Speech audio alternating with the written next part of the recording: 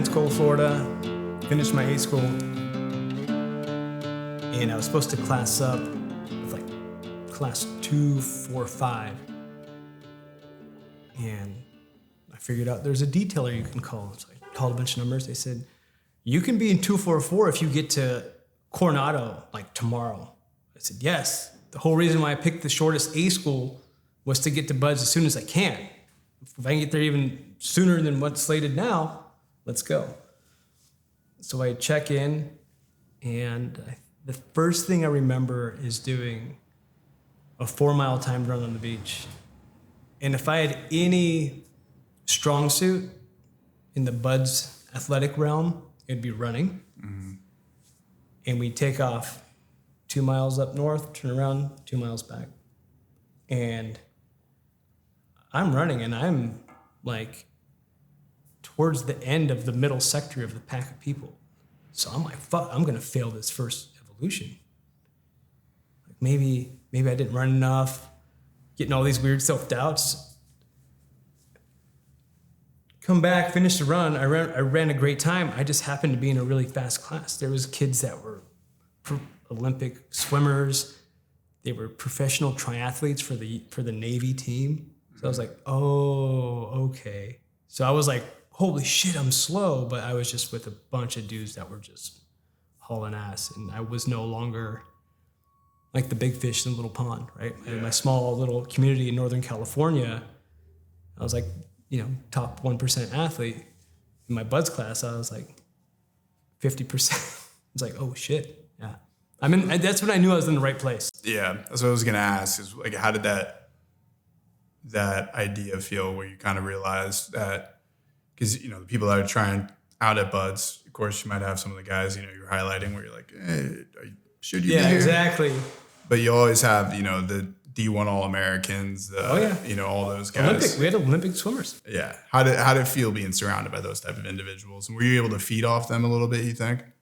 Yeah, I think at first I was a little bit intimidated, because I'm like, oh my God, I'm slow. And then I'm like, no, these guys are just fucking badasses. They were motivating. I wanted to be around them. Mm-hmm. Right? So I guess jumping forward, obviously we'll get to the infamous Hell Week, but next couple weeks going forward, was there any like other type of struggles or anything? Like, how was Buds for you? To be very unpopular, I don't think it was that hard. Mm-hmm. You just have to do what they say to do and not quit. And you just work out on the beach, and you'll see people just quitting. To me, I was like, why are you quitting? We haven't even we're on day 2. We haven't done anything. I don't know if that's due to ignorance. People don't know what they were getting themselves into.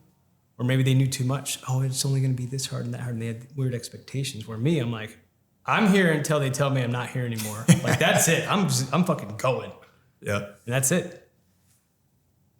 I think being young and ignorant really, really helped me out there. So, getting into Hell Week, did you even know what Hell Week was? I knew what Hell Week was. Okay. You had that. Hell Week was really fun the first night, and then it just progressively got shittier. Mm-hmm. Because you got the guns and the blanks in the smoke, and I was like, oh, fuck.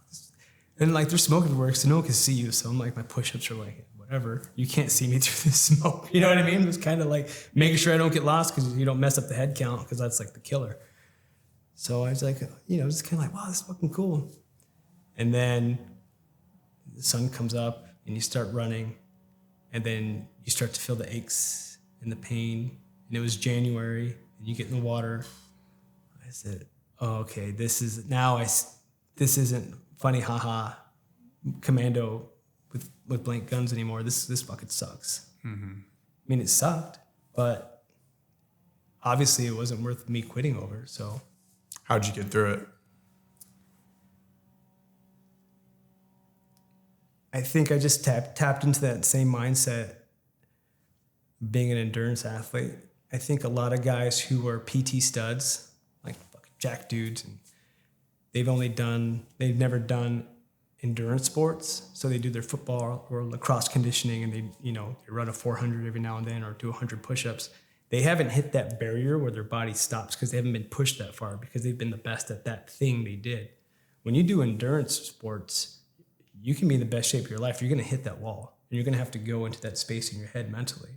I think a lot of those guys who didn't go into that space in their head before buds really crushed them. Me, I lived in that space. I'd go on 12-mile runs in high school for fun. So I was like, okay, I would just naturally go there. It was almost like a meditative state. So tapping into that headspace while going through and having that experience of doing it, I think definitely helped me. So what advice would you give somebody that's next couple of weeks going into buds, whatever it might be? Couple of weeks? Give me a couple months. Give you a couple months. Okay, well, this is what I tell everyone. Don't do buds before you get there and show up broken. It's like, oh, I'm running 170 miles a week. I'm like, so you want to show up with shin splints. You're going to get them. Don't show up with them. I'm going to take a cold shower. Go ahead. It's stupid. I think doing something that isn't going to break you, but pushing yourself out of your comfort zone, and I call it, going into that room in your mind. When the first time you go in there, it's scary and it's dark, but the more you go in there, you start to hang paintings up and a rug, a little fireplace. So make that space cozy for you. Get used to it. So it's not the first time walking in there while you're in Hell Week. You're like, oh, I've been here before. Oh, there's my couch. There's my rug. Okay, I'm comfortable here. Trying to tap into that place in your mind for the first time in that kind of environment, Buds Hell Week, I think you're setting yourself up for failure. That is really interesting. Did you see anybody during Hell Week that, we thought there was an Olympian in the team, in your guys' class? Did you see anybody that you were like, I was sure that guy was going to make it, and he did? Yeah, and that was kind of out of ignorance too, though, because it was like always the jacked bro. It's like, oh, that guy looks like an action figure. He's for sure going to make it. You just couldn't.